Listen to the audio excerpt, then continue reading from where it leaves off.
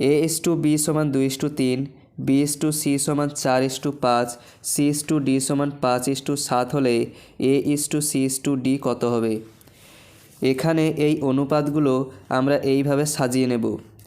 A/B = 2:3 এবং এই 3-এর নিচ থেকে B/C = 4:5 লিখব এবং C এর নিচ থেকে C/D = 5:7 লিখব।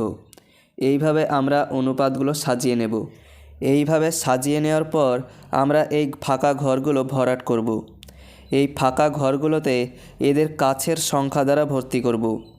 এই ঘরের কাছের সংখ্যা আছে 3, এই ঘরগুলোতে 3 লিখব। এখানে কাছের সংখ্যা আছে 4, তাই 4 লিখব। এখানে আমরা 5 লিখব। এই ঘরেও আমাদের কাছের সংখ্যা 5 আছে, তাই 5 লিখব। এইভাবে আমরা সংখ্যাগুলো সাজিয়ে নেব।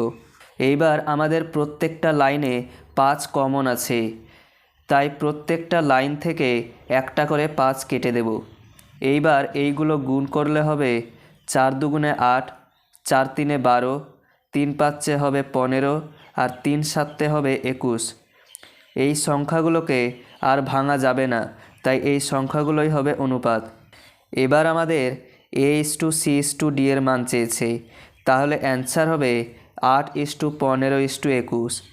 পরের কোশ্চেন, কিছু টাকা A ও B এর মধ্যে 5:3 অনুপাতে ভাগ করায় B অপেক্ষা A 20 টাকা বেশি পায়।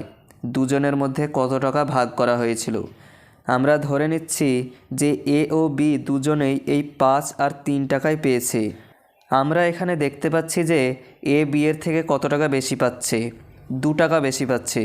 এই 2-এর মানই বলা হয়েছে 20 টাকা, তাহলে 1-এর মান হবে 10 টাকা।